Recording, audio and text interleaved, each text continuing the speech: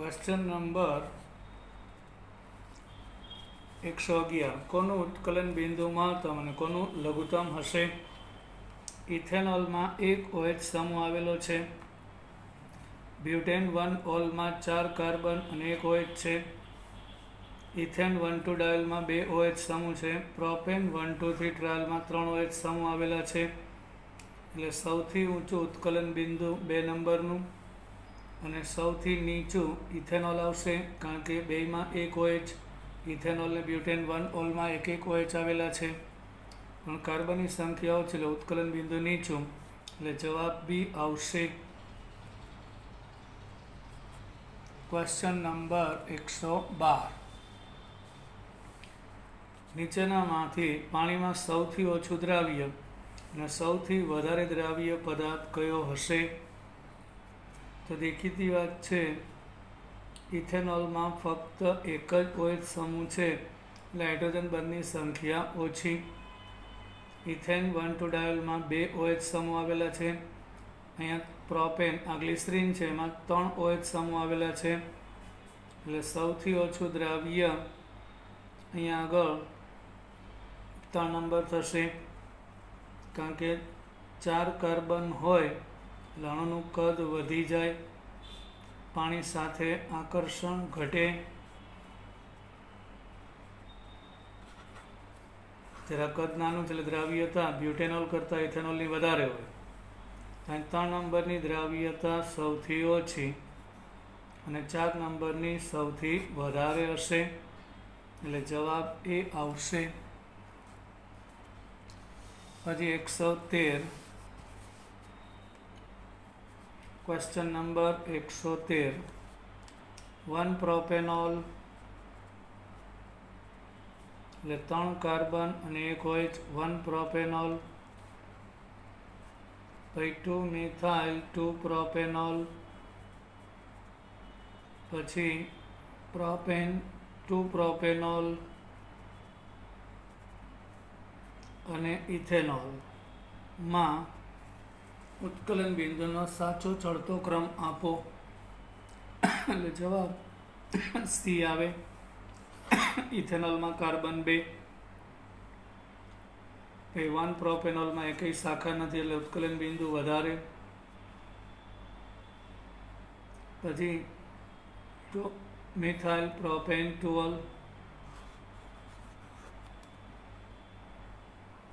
Ethanol કરતાં વધારે 2 propanol, કારણ કે શાખા છે, એનાથી વધારે રેખીય પ્રોપેન 1 ઓલ, તો 2 મિથાઇલ પ્રોપેન 2 ઓલ, અને પછી આવશે 1 પ્રોપેનોલ.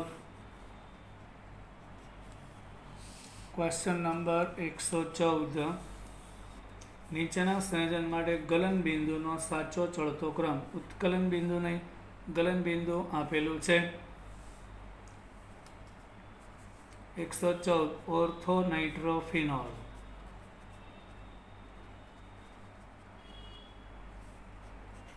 પછી મેટા નાઇટ્રોફિનોલ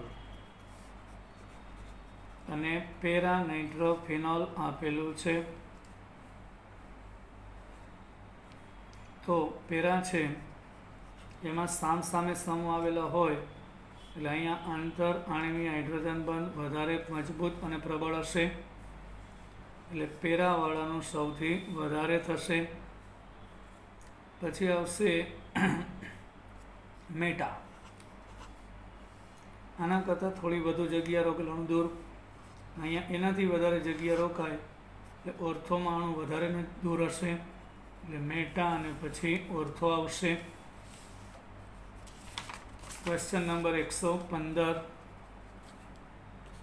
નીચેનામાંથી ઉત્કલન બિંદુનો સાચો ક્રમ જણાવો. તો બેન્ઝીન છે એમાં ફક્ત વાંટવાળ આકર્ષણ હોય,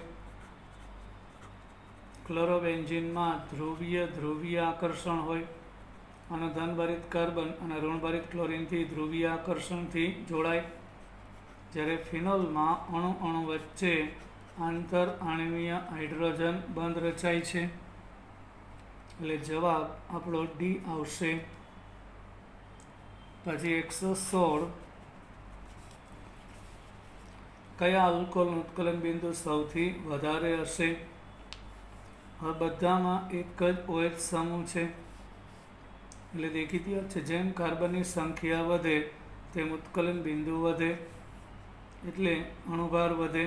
OHની સંખ્યા એક જ છે એટલે જવાબ ડી આવશે. Question number 117. કયા આલ્કોહોલનું ઉત્કલન બિંદુ સૌથી ઓછું હશે? હવે અહીંયા આપણે 2 મિથાઇલ પ્રોપેન 2 આલ આપેલું છે, આ બ્યુટેન 1 ઓલ આપેલું છે, પછી બ્યુટેન 2 ઓલ આપેલું છે અને 1 મિથાઇલ 3 મિથાઇલ બ્યુટેન 1 ઓલ આપેલું છે. આ ચારેયમાં તમે જોઈ શકો છો આમાં 2 શાખા છે એટલે અણુ વચ્ચેનું અંતર, જ્યારે 2 શાખા હોય એટલે ઉત્કલન બિંદુ ઘટે, કારણ કે એની સંપર્ક સપાટીનું ક્ષેત્રફળ ઘટી જાય. એટલે 2 મિથાઇલ પ્રોપેન 2 ઓલ એનું ઉત્કલન બિંદુ સૌથી ઓછું હશે. 118. કયા આલ્કોહોલની પાણીમાં દ્રાવ્યતા સૌથી વધારે હશે? દેખીતી વાત છે, ગ્લિસરીનમાં OH સમૂહની સંખ્યા 3 હોય એટલે પાણી સાથે આંતરાણી હાઇડ્રોજન બંધ વધારે હોય. ઇથિલિન ગ્લાયકોલમાં 2, બ્યુટાઇલ આલ્કોહોલમાં 1 જ OH હોય, બેન્ઝાઇલ આલ્કોહોલમાં ફક્ત 1 જ OH હોય. એટલે જેમ OH સમૂહની સંખ્યા વધારે તેમ દ્રાવ્યતા વધારે હોય છે. કયા સંયોજનનું ઉત્કલન બિંદુ સૌથી વધારે હોય છે? બેન્ઝીન, પછી બેન્ઝીનમાં ફક્ત વાંટરવાર્ષ આકર્ષણ હોય. ફિનોલના અણુ વચ્ચે આંતર આણ્વીય હાઇડ્રોજન બંધ રચાય. ક્લોરોટોલ્યુઇનમાં ફક્ત વાંટરવાર્ષ આકર્ષણ હોય. ક્લોરોબેન્ઝીનમાં ફક્ત ધ્રુવીય આકર્ષણ હોય. આ કારણથી ફિનોલનું વધારે આવશે. પછી 120. કયા સંયોજનમાં આંતરાણી હાઇડ્રોજન બંધ હોય છે? કયા સંયોજનમાં આંતરાણ્વીય હાઇડ્રોજન બંધ હોય છે? તો અંતઃ પેરાનાઇટ્રોફિનોલ હોય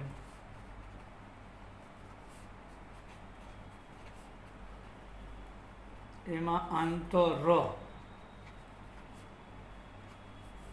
આણ્વીય હાઇડ્રોજન બંધ. ઓર્થોમાં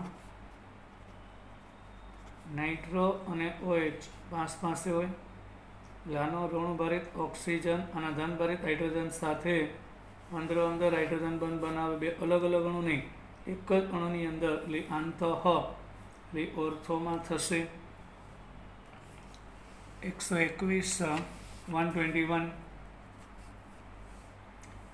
નીચેના આલ્કોહોલના ઉત્કલન બિંદુ માટે સાચો ક્રમ જણાવો. આ બધામાં અહીંયા OH એક છે, આ પ્રોપેન 1 ઓલ, આ બ્યુટેન 1 ઓલ, આ 2 બ્યુટેનોલ, 2 મિથાઇલ 2 પ્રોપેનોલ, તો ક્રમ બી આવશે. અહીં 3 કાર્બન ને 1 OH છે એટલે 1 કરતાં 4નું વધારે થાય, કારણ કે 3 ને 4 કાર્બન થઈ જાય ને 1 OH સમૂહ છે. કાર્બનની સંખ્યા પણ જોવાની. પછી આવશે 3 નંબર, કારણ કે એમાં એક શાખામાં આવી જાય. 4 કાર્બન ને 1 OH છે અને પછી આવશે 2 નંબર, રેખીયવાળાનું વધારે હોય છે. 122. 122મો પ્રશ્ન, ઉત્કલન બિંદુ માટે સાચો ક્રમ જણાવો. હવે 2 મિથાઇલ પ્રોપેન 2 ઓલ હોય એના કરતાં બ્યુટેન 2 ઓલનું વધારે થાય, કારણ કે 2 શાખા છે એ એક જ શાખામાં OH આવે અને બ્યુટેન 2 ઓલ છે એ શાખાવાળો છે. બ્યુટેન 1 ઓલ રેખીય છે એટલે જવાબ બી આવશે. હવે આપણે પૈસા 123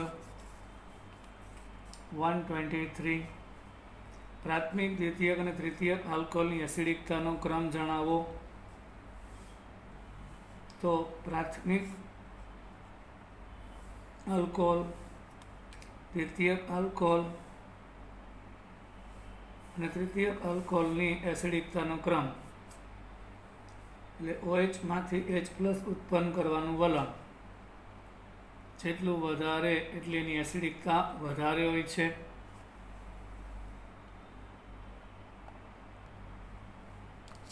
ક્વેશ્ચન નંબર 123. તૃતીયક આલ્કોહોલ કરતા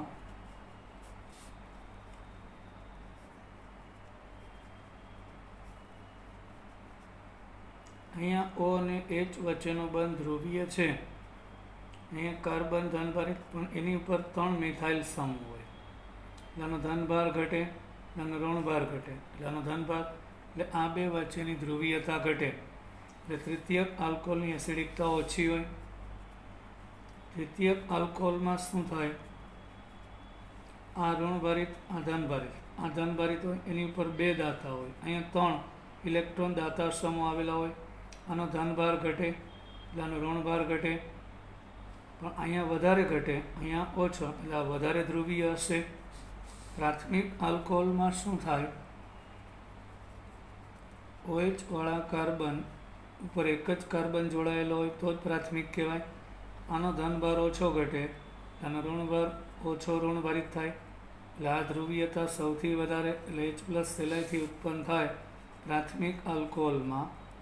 એસિડિકતાનો ક્રમ 1 અંશ, 2 અંશ અને 3 અંશ એ થશે.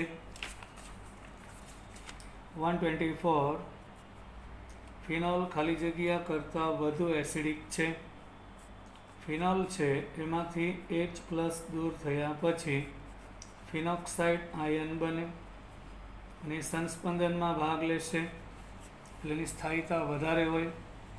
ઇથેનોલમાં આવું સંસ્પંદન શક્ય નથી કારણ કે H+ ઉત્પન્ન થયા પછી આનું ઋણાયન વધારે ઋણભારિત હોય એટલે એસિડિકતા ઇથાઇલ આલ્કોહોલ કરતાં વધારે થશે. 125. નીચેનામાંથી ફિનોલ શેની સાથે પ્રક્રિયા કરતો નથી. ફિનોલ છે એક નિર્બળ એસિડ છે એટલે પ્રબળ બેઝ સાથે પ્રક્રિયા આપશે. તો એ ફિનોલ છે નિર્બળ એસિડ છે એટલે કે HNO3 પ્રબળ એસિડ, જ્યારે પ્રબળ એસિડ સાથે પોતે બેઝ તરીકે વર્તે એટલે પ્રક્રિયા આપે. 2 એસિડ હોય તેમાંથી વધુ પ્રબળ હોય એસિડ તરીકે વર્તે, ઓછો પ્રબળ હોય બેઝ એટલે પ્રક્રિયા આપશે. બ્રોમિન જળ સાથે પ્રક્રિયા આપે. ફિનોલમાં બ્રોમિન જળ નાખો એટલે 2,4,6 ટ્રાયબ્રોમોફિનોલના સફેદ ઓક્સાઇડ મળે. પણ ફિનોલ પોતે નિર્બળ એસિડ, Na2CO3 નિર્બળ બેઝ એટલે બંને નિર્બળ હોય ત્યારે પ્રક્રિયા થતી નથી એટલે ડી આવશે. 126. કયું સંયોજન એસિડિક હોવા છતાં સોડિયમ બાયકાર્બોનેટના જલીય દ્રાવણ સાથે CO2 ના ઉભરાણ નહીં આપે? ફિનોલ. હમણાં જ કીધું સોડિયમ કાર્બોનેટ હોય કે સોડિયમ બાયકાર્બોનેટ બંને અતિ નિર્બળ બેઝ છે તો નિર્બળ એસિડ નિર્બળ બેઝ સાથે પ્રક્રિયા ન આપે. ફિનોલ. 127. સાચું વિધાન જણાવો. ફિનોલની એસિડિકતા એટલે ફિનોલ માટે pKa ની વેલ્યુ હાઇડ્રોજન સાયનાઇડના pKa વેલ્યુ જેટલી છે આપણી બુકમાં આપેલું છે.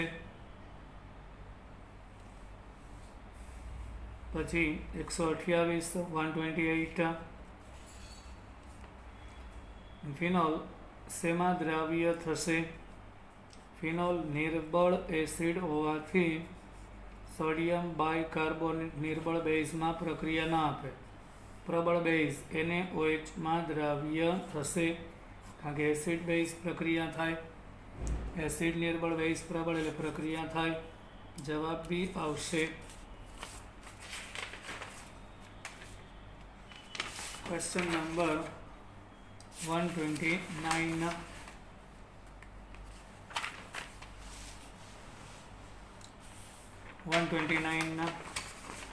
સાચું વિધાન જણાવો. આલ્કોહોલ તટસ્થ છે. હા, કારણ કે આલ્કોહોલની એસિડિકતા પાણી કરતાં ઓછી, તો પાણીની pH 7 હોય તો આ 7ની નજીક હોય. જ્યારે ફિનોલ એસિડિક છે એટલે 7થી બહુ જ ઓછી, 6.99 કે 6.90 હશે. જ્યારે ફિનોલ એસિડિક છે. સાચું, કારણ કે આલ્કોહોલ કરતાં ફિનોલ વધુ એસિડિક હોય છે, એટલે જવાબ એ આવશે. 130 ફિનોલનું જલીય દ્રાવણ. ફિનોલ એસિડ છે, એક તો એ ભૂરા લિટમસને લાલ બનાવે, અને એસિડ હોય એટલે pH 7 કરતાં ઓછી થાય. 131 ફિનોલ એસિડિક ગુણધર્મ ધરાવે છે, કારણ કે ફિનોલમાંથી H+ આયન દૂર થયા પછી ફિનોક્સાઇડ આયન બને. અહીં જે 3 પાઇ બંધ હોય એમાં એનું અહીં દ્વિબંધનું લક્ષણ આવે. તો આ 2 ઇલેક્ટ્રોન અહીંયા ખસીને જાય. આનો ઋણભાર છે ઓર્થોને પેરા સ્થાનમાં સતત બદલે છે, એટલે સંસ્પંદનને કારણે સ્થાયી હોય, H+ સહેલાઈથી ઉત્પન્ન કરે, એટલે જવાબ ડી આવશે. 132 ફિનોલ એલિફેટિક આલ્કોહોલની સરખામણીમાં વધુ એસિડિક છે, કારણ આપો. ફિનોક્સાઇડ આયનમાં સંસ્પંદન થાય એટલે સ્થાયીતા વધુ. ફિનોલ ખાલી જગ્યામાં સરળતાથી દ્રાવ્ય થાય છે. આ રિપીટ થાય સોડિયમ હાઇડ્રોક્સાઇડ, કારણ કે નિર્બળ એસિડ અને પ્રબળ બેઝ પ્રક્રિયા કરે, એટલે એ આવશે. પછી 134 પૈચા. ફિનોલ ખાલી જગ્યા કરતાં ઓછો એસિડિક છે. ફિનોલ છે એની એસિડિકતા એસિટિક એસિડ કાર્બોક્સિલિક એસિડ કરતાં ઓછી હોય છે. અને પેરાનાઇટ્રોફિનોલ NO2 સમૂહ છે ઇલેક્ટ્રોન આકર્ષક છે, વિડ્રોલર છે, ઇલેક્ટ્રોનને પોતાની તરફ ખેંચે. એટલે શું થાય, અહીંયા જે O અને H વચ્ચેનો બંધોની ધ્રુવીયતા વધી જાય. આ વધુ ઋણભારિત અને આ વધુ ધનભારિત થઈ જાય, જેના કારણે H+ સહેલાઈથી ઉત્પન્ન થાય OH કરતાં. એટલે 134માં જવાબ A અને C બંને આવશે. 135 ફિનોલનું જલીય દ્રાવણ આલ્કોહોલ કરતાં વધુ એસિડિક છે, કારણ કે ફિનોલ પાણીમાં બનતો ફિનોક્સાઇડ આયન આલ્કોહોલમાંથી બનતા આલ્કોક્સાઇડ કરતાં વધુ સ્થાયી. આલ્કોહોલમાંથી H+ જાય તો આલ્કોક્સાઇડ બને. આમાં ઇલેક્ટ્રોન દાંત આવે એટલે ઋણભાર વધી જાય. ફિનોક્સાઇડમાં શું થાય, સંસ્પંદનને કારણે સ્થાયીતા વધારે હોય, એટલે આલ્કોહોલ કરતાં ફિનોલ વધુ એસિડિક થાય. 136 નીચેના ફિનોલિક સંયોજનને એસિડિક સામર્થ્યના ઉતરતા ક્રમમાં આપો. અહીંયા આગળ ફિનોલમાં ઇલેક્ટ્રોન દાતા સમૂહ આવે તો મિથોક્સિદાન કરે તો એસિડિકતા ઘટે. ઇલેક્ટ્રોન આકર્ષક સમૂહ આવે તો આની ધ્રુવીયતા વધે, એસિડિકતા વધે. એટલે ફિનોલમાં ઇલેક્ટ્રોન દાતા સમૂહ એસિડિકતા ઘટાડે. એટલે દેખીતી વાત છે, ફિનોલ કરતાં પેરામિથોક્સીફિનોલની એસિડિકતા ઓછી અને પેરાનાઇટ્રોફિનોલની વધારે હશે. તો એ મુજબ જવાબ બી આવશે. એટલે 2ની વધારે પછી 3 અને પછી 1 થશે. હવે 137. કોણ ઇલેક્ટ્રોન અનુરાગી વિસ્થાપન પ્રક્રિયા પ્રત્યે તરત જ પ્રક્રિયા આપશે? હવે જે સમૂહ બેન્ઝીનના વિદ્યુત વાદળમાં વધારો કરે, તો અહીં મિથાઇલ સમૂહ જે ઇલેક્ટ્રોન દાતા છે અહીંયા વિદ્યુત વાદળમાં વધારો કરશે, જ્યારે બાકીના અહીંયા આગળ ફિનોલ છે. ફિનોલમાં જે ઇલેક્ટ્રોનનું ક્લાઉડ હતું એમાં મિથાઇલ વધારો કરશે. એટલે સરળતાથી, એટલે કે જ્યારે કોઈ ધન આયન આના રિંગ વડે આકર્ષાય તો અહીંયા જેટલા ઇલેક્ટ્રોન વધુ એટલું આકર્ષણ, ઇલેક્ટ્રોન અનુરાગીનું આકર્ષણ વધારે, એટલે સહેલાઈથી દાખલ થઈ શકે. જ્યારે નાઇટ્રો સમૂહ જે ઇલેક્ટ્રોન આકર્ષક છે એટલે એ શું કરે? રિંગમાં ઇલેક્ટ્રોન વાદળ ઘટાડે, એટલે ઇલેક્ટ્રોન અનુરાગીને આકર્ષણ ઓછું હોય, એટલે જવાબ એ આવશે. પછી 138. ફિનોલના 4 વ્યુત્પન્નોની એસિડિકતાનો ક્રમ આપો. હમણાં કીધું ઇલેક્ટ્રોન દાતા એસિડિકતા વધારે ઘટાડે અને આકર્ષક હોય એસિડિકતા વધારી દેશે. તો બેન્ઝીન રિંગ ઉપર હોય એટલે ફિનોલ. નાઇટ્રો સમૂહ ઇલેક્ટ્રોન આકર્ષક છે એટલે આની ધ્રુવીયતા વધે એટલે એસિડિકતા H+ સહેલાઈથી ઉત્પન્ન થાય. પછી આવશે ક્લોરિન. એ પણ ઇલેક્ટ્રોન દાતા અને આકર્ષક બંને, પણ NO2 કરતાં ક્લોરિન ઓછો આકર્ષક હોય છે, નાઇટ્રો વધુ આકર્ષક છે. પછી મિથાઇલ સમૂહ આવે એ દાતા છે એટલે આની આની ધ્રુવીયતા ઘટાડે. અને એમિનો આવશે એ તો સંસ્પંદનમાં ભાગ લેશે એટલે આ ધ્રુવીયતા સૌથી ઓછી હશે એટલે એસિડિકતા ઓછી, એટલે જવાબ બી આવશે. 139. આલ્કોહોલ સંયોજનની એસિડિક પ્રબળતાનો સાચો ક્રમ આપો. તો પ્રોપેન 1-ઓલ છે એની એસિડિકતા પ્રોપેન 2-ઓલ કરતાં વધારે, અને 2-મિથાઇલ પ્રોપેન 2-ઓલની સૌથી ઓછી, કારણ કે આ તૃતીયક આલ્કોહોલ છે, આ દ્વિતીયક છે ને પ્રાથમિક, એટલે જવાબ એ આવશે. 140 નંબરનું ક્વેશ્ચન પૂછ્યા.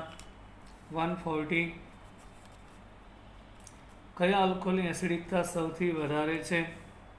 હમણાં જ જોયું, આ દ્વિતીયક આલ્કોહોલ થશે, આ તૃતીયક છે, આ દ્વિતીયક છે, અહીંયા OH વાળો કાર્બન એટલે આ દ્વિતીયક છે ને આ પ્રાથમિક છે. તો પ્રાથમિક આલ્કોહોલની એસિડિકતા વધારે હોય છે. 141. પ્રાથમિક, દ્વિતીયક અને તૃતીયક આલ્કોહોલનું મિશ્રણ હોય તો એને કઈ કસોટી દ્વારા જુદા પાડી શકાય છે? તેમાં આવશે લ્યુકાસ કસોટી, એટલે કે સાંદ્ર હાઇડ્રોક્લોરિક એસિડ અને ZnCl2. જો આપેલો આલ્કોહોલ તૃતીયક હોય તો ઝડપથી પ્રક્રિયા આપે, 5 મિનિટ પછી દ્રાવણ દૂધિયું બને તો દ્વિતીયક, પ્રક્રિયા ન થાય તો પ્રાથમિક આલ્કોહોલ હોય છે. બુકમાં લ્યુકાસ કસોટી છે, વાંચી લેજો, ડી આવશે. 142. કયા કાર્બનિક સંયોજનમાં લિથિયમ એલ્યુમિનિયમ હાઇડ્રાઇડ વડે રિડક્શન કરતાં 2 મોલ સમાન અથવા તો અસમાન આલ્કોહોલ આપે છે? જનરલી એસ્ટર હોય એનું લિથિયમ એલ્યુમિનિયમ હાઇડ્રાઇડ રિડક્શન થાય તૂટે એટલે CH3O માં H આવે એટલે મિથેનોલ. પછી CH3 અહીંયા H અને H, અહીંયા પણ બનશે ઇથેનોલ. તો 2 અલગ આલ્કોહોલ આપ્યા. હવે જો અહીંયા ઇથાઇલ હોય તો 2 મોલ ઇથેનોલ આપે છે, એટલે 142માં જવાબ સી એસ્ટર આવશે. 143. 143. એસ્ટરીકરણની પ્રક્રિયા માટે શું સાચું છે? અને પાણીનો અણુ દૂર થાય છે જેમાં કઈ ઘટના બનશે?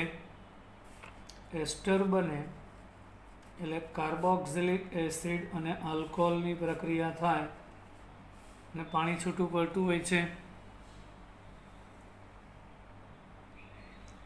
હવે જ્યારે એસ્ટર બને તો યાદ રાખજો, કાર્બોક્સિલિક એસિડ અને આલ્કોહોલમાંથી બને. હંમેશા કાર્બોક્સિલિક એસિડમાંથી OH અને આલ્કોહોલમાંથી H+ જાય, RCO સાથે OR જોડાઈ જાય એટલે એસ્ટર બનશે.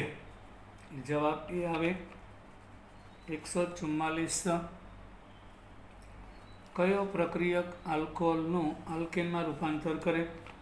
જો તમને ઇથેનોલ આપેલો હોય અને 2 મોલ HI અને લાલ ફોસ્ફરસ લઈએ તો પહેલાં તો 2 આયોડિન I2 જશે, 2 હાઇડ્રોજન અને 1 ઓક્સિજન એટલે H2O જશે. હવે આ H અહીં જોડાઈ જાય એટલે CH3CH2OH હોય, એમાંથી HI 2 આયોડિન I2 સ્વરૂપે, 2 હાઇડ્રોજન ઓક્સિજન સાથે અને CH3 વધે એટલે ઇથેન બને છે. 144નો જવાબ ડી આવશે. 145. Question number 145. આલ્કોહોલના ઓક્સિડેશન માટે કયો પ્રક્રિયક વપરાતો નથી? આલ્કોહોલનું ઓક્સિડેશન થાય એટલે કે એસિડિક સોડિયમ ડાયક્રોમેટ હોય છે, પોટેશિયમ પરમેંગેનેટ આ પણ ઓક્સિડેશન કરતા હોય છે, પણ બ્રોમિન એસિડિક એસિડમાં ઓગાળેલો હોય એ નિર્બળ ઓક્સિડેશન કરતા થાય. PCC પેરિડિનિયમ ક્લોરોક્રોમેટ એ ઓક્સિડેશન કરતા વડે ઓક્સિડેશન થાય. 145માં જવાબ સી આવશે. ગ્લુકોઝ કસોટીમાં કયો પ્રક્રિયક વપરાય છે? આપણને ખબર છે, નિર્જળ ZnCl2 અને સાંદ્ર હાઇડ્રોક્લોરિક એસિડ એટલે A.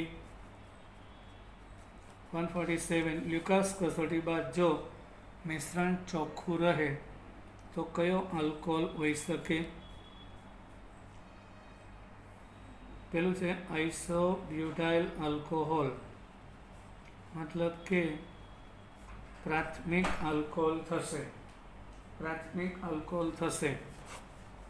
તો પ્રાથમિક આલ્કોહોલ છે ગ્લુકોઝ કસોટીમાં પ્રક્રિયા આપે નહીં. Question number 148. કયો આલ્કોહોલ ગ્લુકોઝ કસોટીમાં કોઈ પણ પ્રકારનું પરિવર્તન ના આપે? તો કે પ્રાથમિક આલ્કોહોલ. બ્યુટાઇલ આલ્કોહોલ એ OH વાળો કાર્બન એક સાથે, પ્રાથમિક આલ્કોહોલ કોઈ પરિવર્તન ના આપે.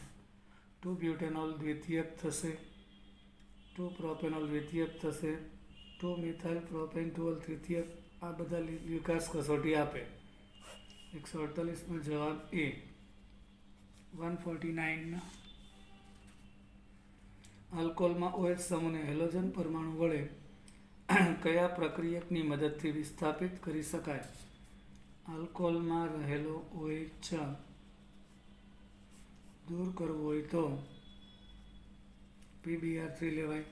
3 OH જાય અને 3 Br આવે એટલે બ્રોમો ઇથેન બનશે અને H3PO3 આપે છે. એટલે PbR3 જવાબ આવે છે. પછી નેક્સ્ટ 150. ગ્લુકોઝ પ્રક્રિયક સાથે કયા આલ્કોહોલ ત્વરિત તેલિત બિંદુ આપે અને તૃતીયક આલ્કોહોલ આપે? 150માં જવાબ સી આવશે. આ CH3COH નો મતલબ OH વાળો કાર્બન બીજા 3 મિથાઇલ હારે જોડાયેલો છે એટલે તૃતીયક આલ્કોહોલ ઝડપથી પ્રક્રિયા આપશે. 151. નીચેનામાંથી કયો આલ્કોહોલ ગ્લુકોઝમાં સૌથી ધીમી પ્રક્રિયા કરશે? તો એ પ્રાથમિક આલ્કોહોલ. તૃતીયક આલ્કોહોલ હોય તો તે તરત જ તેલી બૂંદ આપે, 5 મિનિટ પછી દ્વિતીયક આલ્કોહોલ પ્રક્રિયા આપે, જ્યારે અતિશય ધીમી કે ન પણ આપે એ આવશે.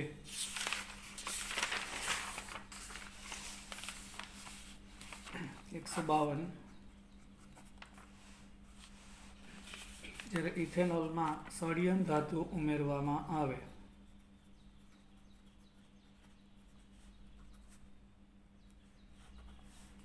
તો શું થશે? અહીંથી 2 હાઇડ્રોજન જાય એટલે સોડિયમ ઇથોક્સાઇડ અને ડાયહાઇડ્રોજન વાયુ આપશે એટલે બી. 153. બ્યુટેન ટુઓલનું એસિડિક ઉદ્દીપકની હાજરીમાં રિડક્શન ડિહાઇડ્રેશન કરતા બ્યુટેન ટુઓલ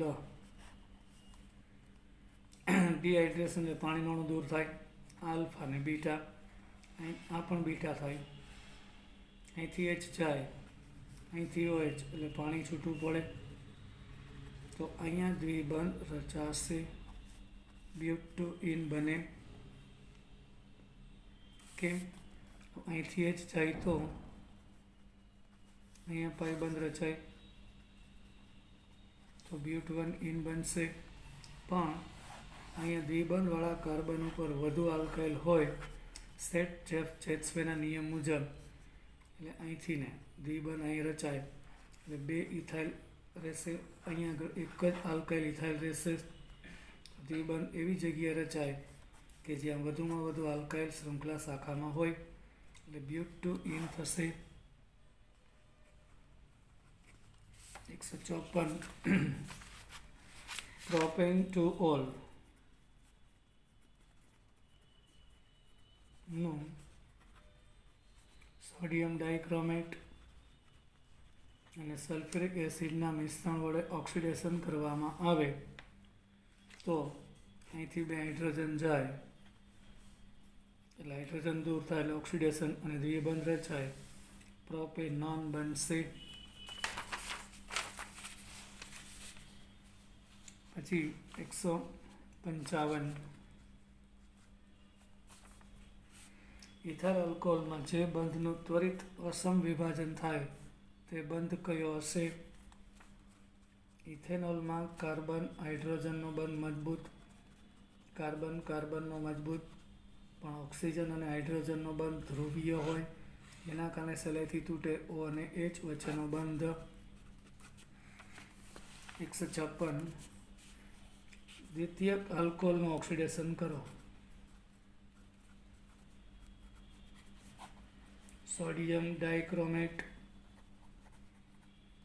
અને સલ્ફ્યુરિક એસિડ વડે એટલે 2 હાઇડ્રોજન જશે અને અહીંયા દ્વિબંધ રચાય અને કીટોન બનાવે છે એટલે C આવશે. 157. વધુ પ્રમાણમાં સલ્ફ્યુરિક એસિડ હોય અને 473 કેલ્વિન તાપમાન લેવામાં આવે તો કઈ નિપજ મળે છે? તો એ વિલોપન થાય. જો ઇથેનોલ વધારે હોય તો ઇથર બને, પણ અહીંયા સલ્ફ્યુરિક એસિડ અહીંથી ને OH જશે, અહીંથી ને H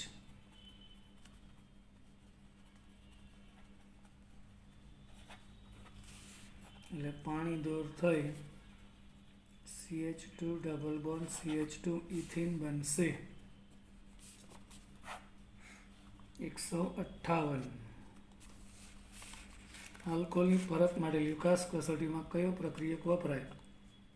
નિર્જળ ZnCl2 અને HCl. 159. નિર્જળ ઇથેનોલમાં સોડિયમ ધાતુનો ટુકડો નાખતા કયો વાયુ ઉત્પન્ન થશે? હાઇડ્રોજન. અહીંથી ને સોડિયમ ઇથોક્સાઇડ આપે અને ડાયહાઇડ્રોજન આપે છે. 160. આલ્કોહોલની કઈ કસોટીથી પ્રયોગશાળામાં પરખ થઈ શકે? આલ્કોહોલની પરખ માટે કઈ કસોટીનો ઉપયોગ થાય? લ્યુકાસ કસોટી. તૃતીયક આલ્કોહોલ સાથે ઝડપી 5 મિનિટ પછી પ્રક્રિયા આપે દ્વિતીયક અને પ્રક્રિયા ન આપે તો પ્રાથમિક. અહીં સુધી આજે આપણે રાખીએ.